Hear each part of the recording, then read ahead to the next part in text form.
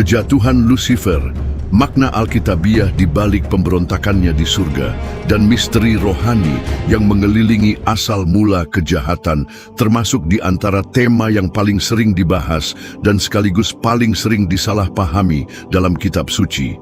Sebelum ada Eden duniawi, sebelum Adam dan Hawa menghirup napas pertama mereka, sudah ada pertempuran yang terjadi, bukan antara bangsa atau kerajaan, tetapi antara terang dan kegelapan. Alkitab tidak menyajikan asal mula kejahatan sebagai ciptaan aktif dari Allah, tetapi sebagai penyimpangan dari kebebasan dalam diri makhluk surgawi yang diciptakan dalam kesempurnaan. Yehezkiel pasal 28 menggambarkan makhluk ini dengan detail yang hampir puitis. Ia penuh hikmat dan sempurna dalam keelokan dan berada di Eden, taman Allah, dihiasi dengan segala jenis batu permata.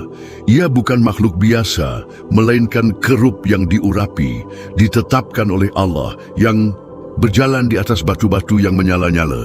Namun, meskipun memiliki kemuliaan ini, kedapatan kecurangan di dalam dirinya. Kecurangan itu tidak dipaksakan dari luar, melainkan muncul dari dalam. Ayat 15 menyatakan, "Engkau tak bercela dalam tingkah lakumu sejak hari penciptaanmu, sampai terdapat kecurangan padamu." Teks ini tidak merujuk pada Eden duniawi, melainkan pada dimensi rohani yang mendahului waktu yang dikenal. Lucifer diciptakan dengan kemampuan untuk memilih, dengan kebebasan untuk menyembah, tetapi juga dengan kebebasan untuk menginginkan lebih dari apa yang telah dipercayakan kepadanya. Asal mula kejahatan, oleh karena itu, bukan terletak pada ciptaan yang rusak, melainkan pada kehendak yang memutuskan untuk menyimpang dari rencana ilahi. Yesaya pasal 14 melengkapi narasi ini dengan mencatat kata-kata yang tersembunyi di dalam hati Lucifer. "Aku hendak naik ke langit, aku hendak mendirikan takhtaku mengatasi bintang-bintang Allah, aku hendak menyamai yang maha tinggi." Kesalahan itu bukanlah keinginan untuk bertumbuh, tetapi hasrat untuk merebut kedaulatan Allah. Pikiran yang tersembunyi ini memulai apa yang disebut kitab suci sebagai perang di surga. Wahyu pasal 12 ayat 7 mencatat bahwa terjadilah peperangan di surga. Mikael dan malaikat-malaikatnya berperang melawan naga itu, dan naga itu bersama malaikat-malaikatnya melawan mereka. Pertempuran ini meskipun nyata bukanlah pertempuran kekuatan fisik, tetapi pertarungan kesetiaan, tujuan, dan otoritas rohani. Surga, yang sampai saat itu merupakan tempat harmoni penuh, mulai terbagi oleh ketegangan yang tidak datang dari luar, melainkan dari hati salah satu pemimpinnya sendiri. Misteri ini semakin dalam ketika kita memahami bahwa kejatuhan ini bukan hanya pengusiran, tetapi perubahan yurisdiksi rohani. Lucifer, yang sekarang menjadi setan, tidak dimusnahkan, tetapi dilemparkan ke dalam lingkup yang baru, di mana penebusan dan pilihan manusia akan menjadi unsur berikutnya dalam narasi besar ini. Teks Wahyu pasal 12 ayat 9 menyatakan, "Dan naga besar itu dilemparkan ke bawah, yaitu ular tua, yang disebut iblis dan setan, yang menyesatkan seluruh dunia. Ia dilemparkan ke bumi, dan malaikat-malaikatnya dilemparkan bersama dia." Bumi oleh karena itu bukan hanya alamat baru musuh, tetapi medan pertempuran baru di mana rencana penebusan ilahi akan terbuka di hadapan ciptaan. Penting untuk disadari bahwa kejatuhan ini tidak hanya mewakili kekalahan satu makhluk, tetapi awal dari konflik yang melintasi zaman. Teologi Alkitab tidak menggambarkan setan sebagai karikatur kejahatan, tetapi sebagai makhluk yang sangat mengenal jalan-jalan surgawi. Dan justru karena itu, ia bekerja dengan kecerdikan dan tampilan cahaya. 2 Korintus pasal 11 ayat 4 mengatakan bahwa iblis pun menyamar sebagai malaikat terang. Ia mengenal mekanisme penyembahan, jalan-jalan kemuliaan, dan mencoba menirunya dengan cara yang telah rusak. Itulah sebabnya kejatuhan Lucifer juga menjadi awal dari perpecahan rohani besar antara kebenaran dan penampilan, antara yang kudus dan yang hanya tampak kudus. Pemberontakan di surga ini menunjukkan bahwa kejahatan tidak muncul sebagai entitas mandiri, melainkan sebagai penyimpangan dari apa yang diciptakan baik. Kejahatan adalah bayangan dari kebebasan, hasil dari hati yang memilih untuk menempatkan dirinya di pusat penyembahan. Kecurangan bukanlah kekuatan yang mandiri, tetapi penyimpangan dari kebenaran. Dan meskipun demikian, bahkan setelah kejatuhannya, Lucifer tidak langsung dihukum dengan kehancuran. Ada jeda ilahi, penundaan hukuman yang menunjukkan bahwa Allah tidak sekadar menghukum, tetapi sedang menyatakan, surga, bumi, para malaikat dan manusia menjadi saksi dari sesuatu yang melampaui pemahaman linear. Penantian ini bukan kelemahan ilahi, tetapi bagian dari rencana yang lebih besar, di mana setiap pilihan akan sepenuhnya terungkap. Sejarah kemudian beralih ke bumi, di mana ketegangan rohani ini mulai mempengaruhi sebuah skenario baru. Dan di dalam skenario ini, yang misterius dan tampaknya tandus, tanda-tanda pertama dari perang rohani mulai dimanifestasikan dalam bahasa yang berbeda, lebih dekat, lebih terlihat. Bumi adalah skenario pemberontakan. Bahkan sebelum menerima napas kehidupan di dalam lubangnya, bumi sudah mengandung sebuah misteri. Ketika kita membaca Kejadian pasal 1 ayat 2, kita diperkenalkan pada sebuah adegan yang menarik. Bumi belum berbentuk dan kosong, dan kegelapan menutupi samudera raya. Deskripsi ini tidak terdengar seperti awal dari sesuatu yang sempurna, melainkan hasil dari sebuah kehancuran. Cara teks Ibrani asli menggunakan ungkapan tohu vavohu yang diterjemahkan sebagai belum berbentuk dan kosong, mengacu pada sesuatu yang telah mengalami kerusakan, sesuatu yang telah kehilangan struktur aslinya. Seolah-olah ada jejak pertempuran tak terlihat yang tertinggal di permukaan planet ini, yang meskipun akan segera dibentuk kembali, sudah ternoda secara rohani. Roh Allah melayang-layang di atas permukaan air, seakan-akan mengamati medan perang setelah badai. Detail yang tampaknya sepele ini mengundang kita untuk mempertimbangkan kenyataan yang lebih dalam. Bumi, bahkan sebelum penciptaan manusia, sudah terlibat dalam perang yang tak terlihat. Nabi Yeremia dalam penglihatannya yang tercatat di pasal 4 ayat 23 menyatakan, Aku melihat bumi sungguh tandus dan kosong, dan langit tidak mempunyai terang. Kemiripan dengan kisah dalam Kejadian bukanlah kebetulan, tetapi gema nubuat yang mengungkapkan kondisi bumi setelah penghakiman ilahi. Skenario yang suram dan sunyi ini mungkin merupakan konsekuensi langsung dari kejatuhan Lucifer dan malaikat-malaikat yang mengikutinya. Ruang fisik tempat kita berjalan hari ini mungkin pernah menjadi panggung dari intervensi ilahi, di mana tanda-tanda awal dari keadilan Allah mulai dimanifestasikan terhadap pemberontakan surgawi. Kemungkinan ini menimbulkan pertanyaan mendalam. Mengapa bumi? Di antara begitu banyak dunia, mengapa ini yang dipilih sebagai tempat pemulihan? Jawabannya tidak hanya terletak pada geografi, tetapi pada tujuan. Allah tidak bertindak secara acak. Pemilihan bumi sebagai tempat penciptaan manusia di masa depan mungkin memiliki dua tujuan: memulihkan apa yang telah terpengaruh oleh pemberontakan, dan pada saat yang sama menyatakan karakter penebusannya di tengah ruang yang sebelumnya telah dirusak. Tindakan penciptaan Allah sendiri dalam hari-hari berikutnya seperti yang dijelaskan dalam Kejadian tampaknya berfungsi sebagai tanggapan langsung terhadap apa yang telah dirusak. Pada setiap perintah, jadilah terang, berkumpullah air, bumi hendaklah menumbuhkan. Kita tidak hanya melihat penciptaan baru, tetapi juga pemulihan yang progresif.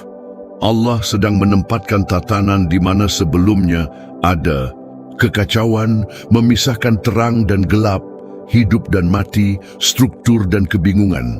seolah-olah ia sedang menegakkan kembali kekuasaan atas wilayah yang telah disusupi, bukan dengan kekuatan, tetapi dengan firman-Nya. Bumi bukan hanya satu dari sekian banyak planet, tetapi kesaksian dari kuasa penciptaan dan pemulihan Allah di hadapan alam semesta yang menyaksikan dengan penuh perhatian. Kitab Ayub pasal 38 ayat 7 menyatakan bahwa bintang-bintang, fajar bersorak-sorai bersama-sama dan semua anak-anak Allah bersorak gembira ketika Allah meletakkan dasar bumi. Ini memberi kita gambaran tentang keterlibatan surgawi dalam apa yang terjadi di sini. Ada mata-mata rohani yang waspada, malaikat yang dengan hormat dan mungkin bahkan penuh harap. Pemulihan bumi bukanlah tindakan yang terisolasi, tetapi peristiwa kosmis. Namun kehadiran kegelapan di awal teks Alkitab tidak bisa diabaikan. Alih-alih dimulai dengan terang, narasi Kejadian menyajikan kegelapan sebagai permulaan, bayangan rohani yang mendahului manifestasi terang. Ini mengungkapkan satu lapisan lagi dari konflik ini. Di mana ada terang, pasti ada kebutuhan untuk menghadapi kegelapan. Penciptaan terang pada hari pertama bukan hanya puitis, tetapi strategis. Allah ketika berkata, "Jadilah terang," tidak hanya menerangi ruang fisik, tetapi juga menetapkan batas rohani. Terang dan gelap sekarang tidak bisa lagi hidup berdampingan dalam satu esensi. Pemisahan rohani ini, meskipun halus dalam teks, mempersiapkan lingkungan untuk sesuatu yang lebih besar. Bumi yang telah dipulihkan dan ditata menjadi ruang pilihan. Allah menciptakan sebuah skenario di mana kemuliaannya dapat dinyatakan, tetapi juga di mana kebebasan dapat diuji. Ini menunjukkan Allah yang tidak memaksakan kesetiaan, tetapi mengundangnya. Dan bumi yang sama ini, yang dulunya adalah tempat pemberontakan, sekarang akan menjadi tempat kelahiran umat manusia dengan segala kemungkinannya. Pilihan atas bumi, oleh karena itu, bukanlah kebetulan, melainkan tindakan yang disengaja. Tempat kejatuhan menjadi tempat penebusan. Ruang pemberontakan akan berubah menjadi altar anugerah. Allah tidak menghindari tempat yang ditandai oleh konflik. Ia menuntutnya kembali. Dan dalam lingkungan kontradiksi rohani ini, bayangan masa lalu dan kemuliaan yang hadir, manusia akan ditempatkan, bukan sebagai penonton, tetapi sebagai peserta dalam perang yang sudah berlangsung. Seiring elemen-elemen ciptaan mulai teratur, sesuatu dalam rencana rohani juga mulai tersusun kembali. Bumi yang kini dipenuhi cahaya, tatanan, dan kehidupan mulai diamati dengan pandangan yang berbeda. Musuh yang telah jatuh tidak akan menjauh, melainkan menunggu. Dan dalam jeda keheningan antara Eden surgawi dan Eden fisik, suara yang dulu bergema di antara bintang-bintang mulai menghilang. Suara misterius dari bintang-bintang. Sebelum suara duniawi terdengar, bahkan sebelum napas manusia pertama, sebuah melodi surgawi memenuhi langit.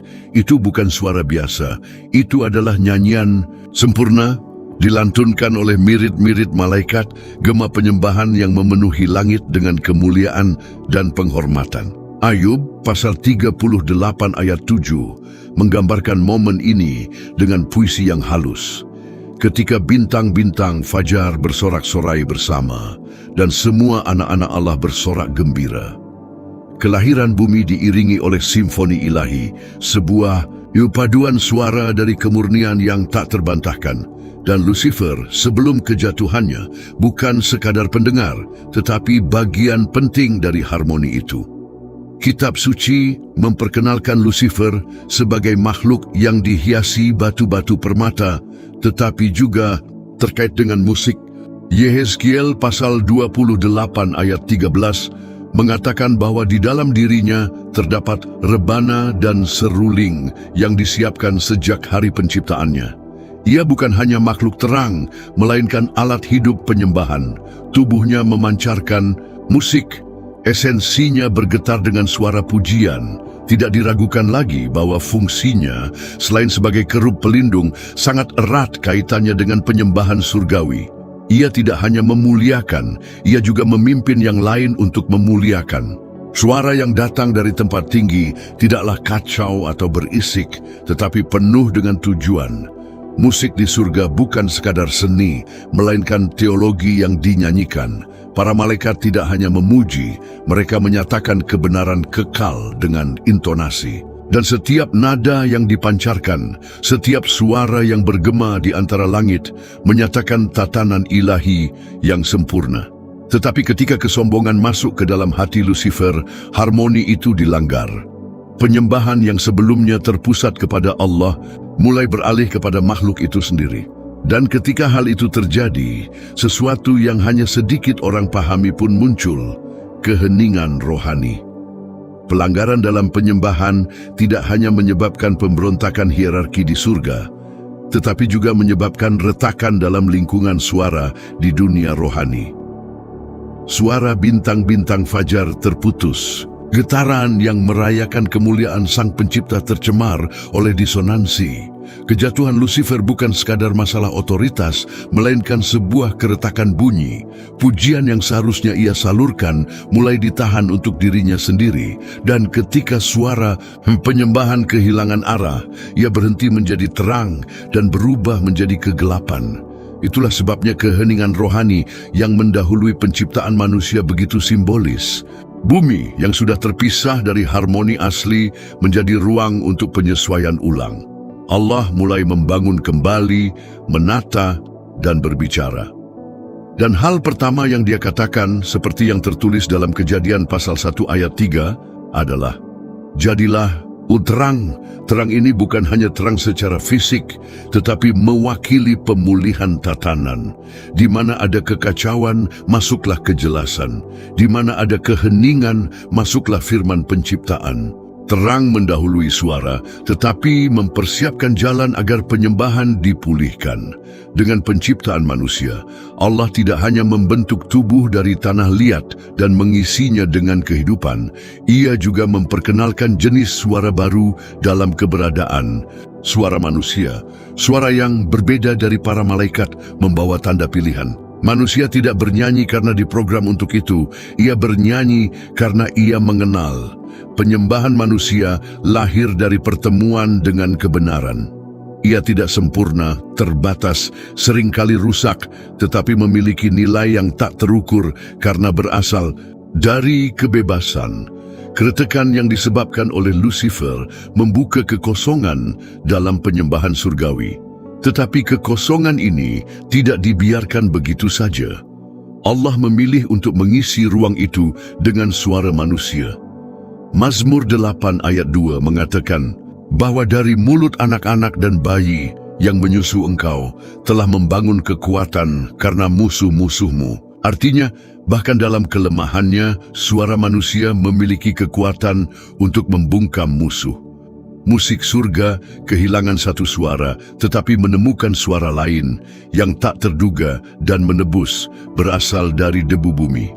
Ada kemungkinan bahwa sepanjang zaman, Lucifer mencoba membangun kembali kemuliaannya yang hilang melalui musik yang telah dirusak. Dan kita melihat hal ini ketika seni, suara, dan ritme menjadi kendaraan untuk meninggikan manusia, kesombongan, hawa nafsu, atau pemberontakan.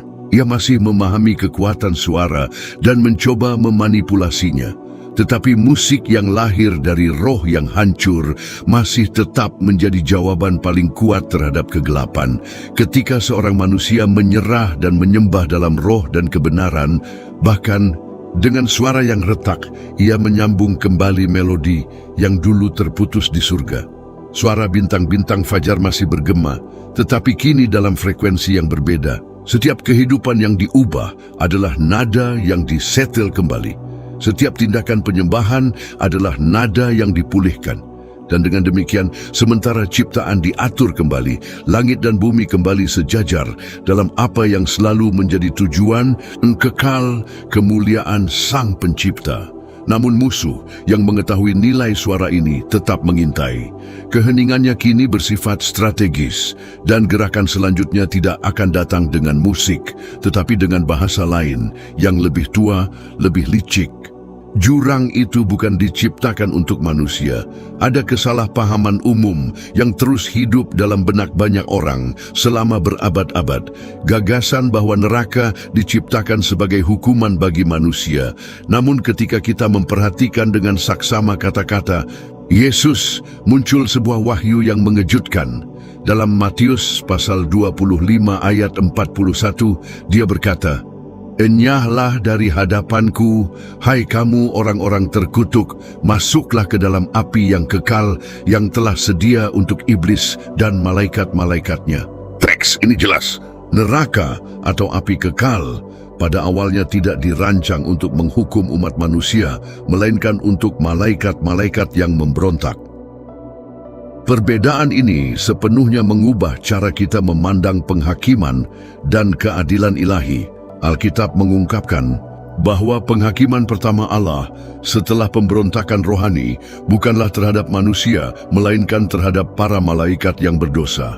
2 Petrus pasal 2 ayat 4 menyatakan bahwa Allah tidak menyayangkan malaikat-malaikat yang berdosa, tetapi membuang mereka ke dalam neraka dan menyerahkannya ke dalam gua-gua yang gelap untuk ditahan sampai hari penghakiman.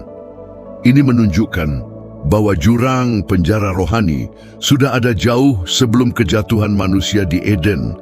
Yang kita saksikan adalah Allah yang bertindak terlebih dahulu terhadap para pemimpin pemberontakan sebelum melibatkan manusia dalam drama kosmis ini.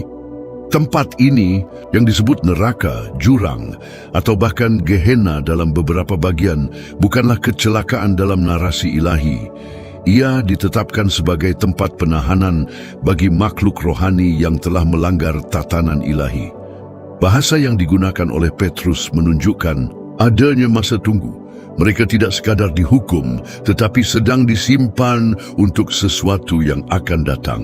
Ini menegaskan bahwa keadilan Allah bekerja dalam tahap-tahap dan dengan tujuan yang jelas.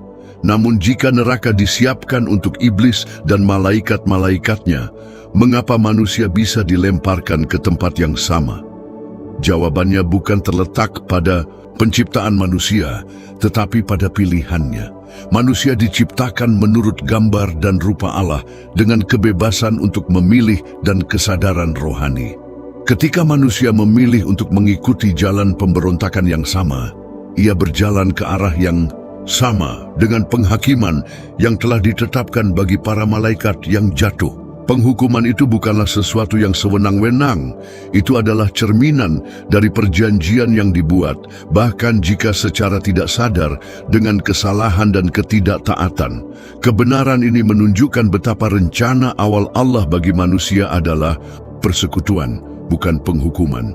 Dalam Yehezkiel pasal 18 ayat 32, Allah menyatakan, "Sebab aku tidak berkenan kepada kematian orang yang harus mati itu. Demikianlah firman Tuhan Allah. Oleh sebab itu, bertobatlah dan hiduplah." Ini menunjukkan bahwa penghukuman bukan bagian dari kesukaan ilahi, melainkan dari rasa keadilannya. Manusia hanya termasuk dalam penghakiman kekal ketika ia bersikeras untuk bersatu dengan roh pemberontakan. Poin penting lainnya adalah perbedaan antara Sheol, Hades, jurang, dan lautan api. Banyak orang mencampur adukan istilah-istilah ini seolah-olah itu tempat yang sama, tetapi ada nuansa penting dalam teologi Alkitab. Sheol dalam Perjanjian Lama dipahami sebagai tempat tinggal orang. Mati, sebuah wilayah perantara di mana roh-roh menunggu. Hades dalam Perjanjian Baru memiliki konsep yang serupa. Jurang disebutkan sebagai tempat di mana beberapa malaikat yang jatuh ditahan, seperti yang dikutip dalam Yudas pasal 1 ayat 6. Dan lautan api pada gilirannya diperkenalkan dalam Wahyu pasal 20 sebagai tujuan akhir bagi binatang, nabi palsu, setan, dan semua orang yang menolak kebenaran. Proses bertahap dari penghakiman ini menunjukkan bahwa Allah tidak terburu-buru untuk menghukum, tetapi sabar dalam menyatakan. Kitab Wahyu pasal 22 ayat 11 menggemakan kesabaran ini. Barang siapa yang berbuat jahat, biarlah ia terus berbuat jahat. Barang siapa yang suci, biarlah ia terus menyucikan dirinya. Allah mengizinkan waktu untuk mengungkapkan sifat sejati dari setiap pilihan, agar pada hari penghakiman tidak ada yang dipaksakan, tetapi hanya diakui. Neraka dengan demikian menjadi jawaban atas ketekunan dalam kesalahan dan bukan takdir yang sewenang-wenang. Itu adalah konsekuensi alami dari jalan yang memilih untuk menjauh dari terang dan tetap dalam kegelapan. Dan meskipun demikian, Alkitab terus menunjukkan bahwa hingga saat terakhir Allah memanggil manusia untuk bertobat. 1 Timotius pasal 2 ayat 4 menyatakan bahwa Allah menghendaki supaya semua orang diselamatkan dan memperoleh pengetahuan akan kebenaran. Ini menegaskan bahwa niat ilahi tidak pernah untuk memenuhi neraka, tetapi untuk menyelamatkan dari kehancuran. Jurang itu, sebagai kenyataan rohani, masih tetap ada. Tetapi pintunya tidak dirancang untuk manusia. Sebaliknya, salib Kristuslah yang dirancang, dan di hadapan pintu keselamatan inilah manusia berdiri hari ini. Di antara warisan pemberontakan dan undangan penebusan ada ruang untuk keputusan, dan musuh yang menyadari hal ini bekerja bukan hanya untuk menipu, tetapi untuk menggoda. Tidak lagi sebagai penuduh langsung, tetapi sebagai manipulator kehendak. Dan di titik inilah muncul pertanyaan yang hanya sedikit orang berani ajukan. Bagaimana begitu banyak makhluk surgawi yang sempurna dalam penciptaannya bisa diyakinkan untuk mengikuti jalan kesalahan? Apa sebenarnya yang terjadi di dalam istana surgawi? Hingga sepertiga dari para malaikat memilih kejatuhan daripada kesetiaan. Teka-teki sepertiga malaikat. Sebelum kita melanjutkan, jika konten ini telah memberkati hidupmu, klik suka, beri komentar, dan bagikan. Ucapan amin di komentar sangat berarti bagi kami untuk menjangkau lebih banyak orang. Berlanggananlah ke kanal ini, dan jika kamu ingin memberkati kanal ini, berikan super thanks dengan nilai berapapun, atau jadilah anggota, sehingga kami bisa terus berinvestasi dalam riset dan peningkatan untuk memberkati hidupmu lebih lagi. Melanjutkan, sedikit pertanyaan yang membawa beban rohani sebesar ini. Bagaimana sepertiga malaikat yang diciptakan dalam kesempurnaan hadirat Allah memutuskan untuk mengikuti Lucifer dalam pemberontakannya? Ini bukan sekadar statistik yang mengejutkan. Ini adalah luka terbuka dalam sejarah rohani alam semesta. Sebuah peristiwa yang mengungkap dampak dari pengaruh, kekuatan pilihan, dan jurang tempat bahkan makhluk surgawi pun dapat jatuh. Wahyu pasal 12 ayat 4 mengatakan bahwa ekornya menyeret sepertiga dari bintang-bintang di langit dan melemparkannya ke bumi. Bintang-bintang ini adalah referensi langsung kepada para malaikat yang sekarang berubah menjadi roh-roh yang jatuh, rekan dalam kesombongan yang sama. Ekor naga di sini bukanlah harfiah, melainkan simbolis. Dalam bahasa nubuat, ini mewakili tipu daya, persuasi, manipulasi. Yesaya pasal 9 ayat 15 menjelaskan bahwa nabi yang mengajar dusta, dialah ekornya. Artinya tindakan Lucifer tidak terjadi secara tiba-tiba atau berdasarkan kekuatan. Itu dibangun dengan kata-kata, dengan argumen, dengan bisikan-bisikan. Sebuah pidato yang hati-hati diulang dengan kesabaran menyusup ke lorong-lorong surga. Pemberontakan tidak lahir dari kudeta, tetapi dari pengaruh yang halus dan progresif. Pengaruh ini hanya mungkin terjadi karena surga, meskipun sempurna, juga diciptakan dengan kebebasan. Kesempurnaan para malaikat tidak menjadikan mereka sebagai robot. Mereka diciptakan dengan kemampuan membedakan, dengan kesadaran, dengan kepekaan rohani. Dan justru kebebasan inilah yang menjadikan kesetiaan begitu bernilai.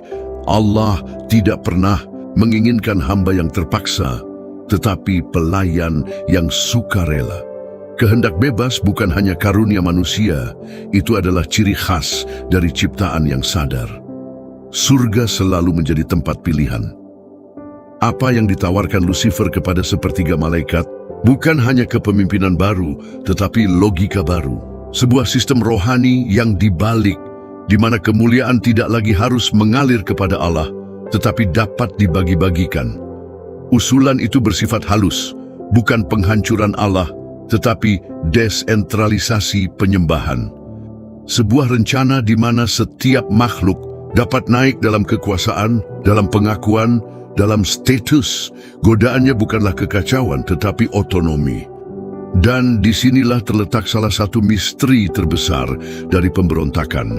Itu dibangun dengan penampilan keteraturan. Lucifer tidak datang sebagai iblis, tetapi sebagai alternatif. 2 Korintus pasal 11 ayat 14 menyatakan bahwa iblis pun menyamar sebagai malaikat terang. Penyamaran ini bukan hanya estetika, tetapi strategi. Ia menampilkan dirinya sebagai solusi, sebagai jalan yang lebih tinggi, sebagai wahyu yang lebih agung. Dan karena alasan inilah banyak malaikat tertarik dan terbawa. Mereka tidak mengikuti kegelapan, mereka mengikuti terang yang telah dipelintir. Proses ini juga mengungkap bahwa pengaruh rohani adalah fenomena yang sangat kuat. Bahkan di lingkungan yang penuh kemurnian, komunikasi memiliki kuasa. Kata-kata dapat membangun atau menghancurkan kerajaan. Dan di surga, di mana segalanya bergema dalam harmoni, cukup satu suara yang tidak sejalan, gigih, dan terartikulasi dengan baik, agar sebagian besar ciptaan mulai meragukan tatanan yang telah ditetapkan. Kejatuhan sepertiga malaikat tidak hanya berbicara kepada kita tentang pemberontakan, tetapi tentang kerapuhan, menunjukkan bahwa bahkan yang paling tinggi dapat tertipu jika mereka tidak berakar pada kebenaran, dan menunjuk kepada kenyataan yang masih bergema. Kejahatan tidak pernah muncul sebagai kejahatan pada awalnya. Ia menyamar sebagai kebenaran, diri sebagai kebebasan, sebagai wahyu baru. Godaan adalah strategi tertua dari musuh. Sejak awal, ia meyakinkan bukan dengan teriakan, tetapi dengan bisikan. Namun masih ada satu poin tersembunyi dalam teka-teki ini. Mengapa Allah mengizinkan hal seperti itu terjadi di surganya sendiri? Mengapa Dia tidak menghentikan pemberontakan sebelum menjadi kejatuhan kolektif? Jawabannya mungkin terletak pada sifat karakter ilahi. Allah tidak hanya mentolerir kebebasan, Dia menghormatinya. Dia tidak memadamkan percikan pilihan, bahkan ketika itu mengancam ketertiban. Karena hanya di mana ada kebebasan yang penuh, kasih yang sejati, dan kesetiaan yang otentik dapat ada. Dengan mengizinkan Lucifer mengekspresikan isi hatinya dan para malaikat memilih dengan bebas, Allah tidak sedang abai. Dia sedang menyatakan batas kehendak bebas akibat dari kesombongan dan di atas segalanya kemuliaan keadilannya. Penghakiman terhadap Lucifer dan para pengikutnya akan datang, tetapi tidak sebelum semua menjadi jelas bahwa seluruh kejatuhan adalah hasil dari pilihan sadar. Surga telah menyaksikan dan terus menyaksikan bahwa Allah tidak menekan kehendak, tetapi membiarkannya terwujud. Dan kemudian ia menghakimi berdasarkan kebenaran yang dinyatakan. Kejatuhan sepertiga malaikat mengajarkan kita bahwa persekutuan yang paling tinggi pun bisa terganggu, bahwa pengaruh dapat beroperasi di dimensi manapun, dan bahwa bahkan surga pun tidak kebal terhadap korupsi ketika kebebasan disalahgunakan. Ini adalah peringatan bagi setiap makhluk sadar. Kesetiaan bukanlah naluri, tetapi keputusan yang terus-menerus. Dan sementara pemberontakan rohani menyebar di antara para malaikat, dimeteraikan oleh pilihan mereka yang menerima kebohongan. Satu, fase baru dimulai. Bumi telah ditandai, langit telah terbagi, tetapi waktu penghakiman belum tiba. Sebaliknya, sesuatu yang lebih kompleks akan terjadi. Sebuah jeda, sebuah konsesi, sebuah waktu yang ditentukan. Karena meskipun hukuman telah Diumumkan, musuh belum sepenuhnya dihentikan. Kejatuhan Lucifer adalah nyata, nasibnya telah ditetapkan, dan kekalahannya pasti. Tetapi yang membuat banyak pembaca Alkitab bingung adalah kenyataan bahwa meskipun telah dilempar keluar dari surga dan dikutuk sejak tindakan pemberontakan pertama, setan masih beroperasi dengan kebebasan. Dia belum dihancurkan, tidak dihapus dari sejarah. Ia tetap aktif, hadir, memanipulasi sistem, memengaruhi keputusan dan menyerang umat Allah. Dan Wahyu pasal 12 ayat 12 memberikan kunci untuk misteri ini. Celakalah kamu, hai bumi dan laut, karena iblis telah turun kepadamu dengan geram yang dahsyat, karena ia tahu bahwa waktunya singkat. Amarah ini lebih dari sekadar perasaan. Ini adalah energi rohani yang bergerak. Musuh tahu bahwa waktunya singkat. Ini menunjukkan bahwa dia beroperasi dalam jendela izin ilahi, sebuah jeda antara pengusirannya dari surga dan kehancuran terakhirnya. Izin ini bukanlah persetujuan. Allah tidak menyetujui kejahatan, tetapi mengizinkannya ada untuk waktu yang ditentukan guna menggenapi maksud yang lebih besar. Pertanyaannya yang tersisa adalah mengapa? Apa yang kitab suci nyatakan adalah bahwa waktu terbatas bagi iblis untuk bertindak bukanlah kesalahan dalam keadilan ilahi, tetapi sebuah demonstrasi dari sesuatu yang lebih dalam, penyataan penuh atas kebenaran. Keberadaan kejahatan, walaupun bersifat sementara, membuka kedok dari niat tersembunyi di dalam hati, baik surgawi maupun manusiawi. Roma pasal 2 ayat 6 menyatakan bahwa Allah akan membalas setiap orang menurut perbuatannya. Namun pembalasan ini hanya bisa dilakukan ketika perbuatan telah sepenuhnya dinyatakan. Selama kebohongan masih menyamar sebagai kebenaran, penghakiman ditunda. Tetapi ketika segalanya terungkap, keadilan menjadi tak terhindarkan. Amarah setan bukanlah dorongan irasional, itu adalah gerakan strategis, digerakkan oleh kesadaran akan waktu. Ia tahu bahwa hukumannya telah tertulis. Ia tahu bahwa lautan api telah disiapkan untuknya. Dan karena itu, ia beroperasi dengan intensitas yang terus meningkat. Ia tidak memiliki waktu istirahat karena akhir hidupnya semakin mendekat. 1 Petrus pasal 5 ayat 8 menggambarkannya sebagai singa yang mengaum, yang mencari orang untuk ditelannya. Gambar ini menunjukkan aktivitasnya yang terus-menerus gelisah dan lapar akan kehancuran. Tetapi kelaparan ini adalah hasil dari keputusasaan seorang yang tahu bahwa ia telah kalah. Allah di sisi lain tidak merespons dengan tergesa-gesa. Keadilannya sabar, tetapi pasti. 2 Petrus pasal 3 ayat 9 menyatakan bahwa Tuhan tidak lalai menepati janjinya, sekalipun ada orang yang menganggapnya sebagai kelalaian. Tetapi ia sabar terhadap kamu, karena ia menghendaki supaya jangan ada yang binasa, melainkan supaya semua orang berbalik dan bertobat. Waktu di mana setan masih beroperasi adalah waktu yang sama di mana pertobatan masih memungkinkan. Setiap hari di mana musuh masih aktif juga merupakan hari di mana anugerah masih tersedia. Kehidupan bersama antara kebaikan dan kejahatan, antara terang dan kegelapan adalah latar tempat rencana penebusan berkembang. Allah tidak segera menghancurkan apa yang menentangnya, karena ia memilih untuk menang bukan dengan kekuatan langsung, tetapi melalui penyataan kebenaran. Kejahatan akan dikalahkan bukan hanya melalui dekret, tetapi melalui wahyu.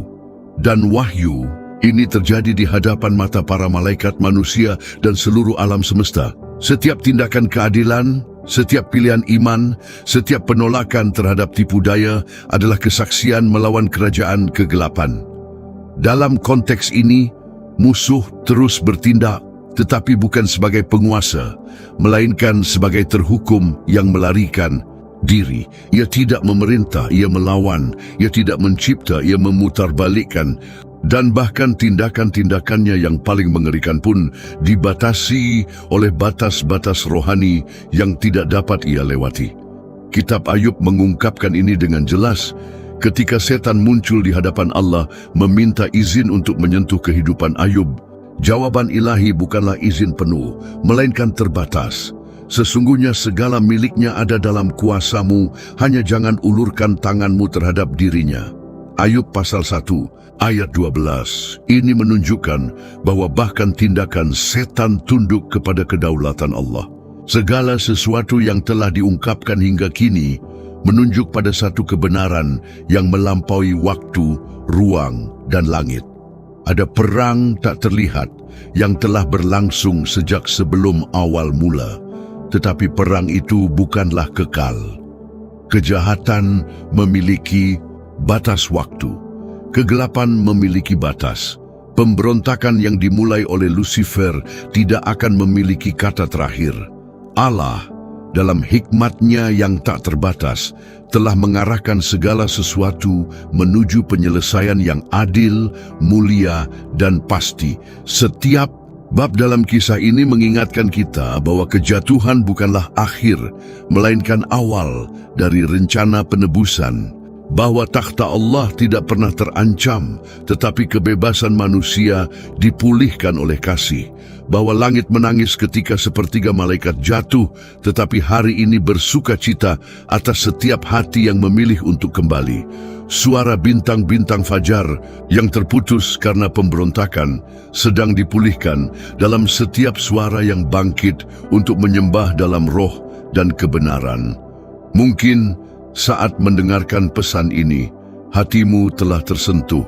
Mungkin kamu teringat akan siapa Allah itu, akan betapa besar kasih-Nya kepadamu, dan akan panggilan yang terus bergema sejak zaman kekekalan hingga saat ini. Belum terlambat. Masih ada waktu. Masa anugerah belum berakhir, dan surga sedang memperhatikan hari ini.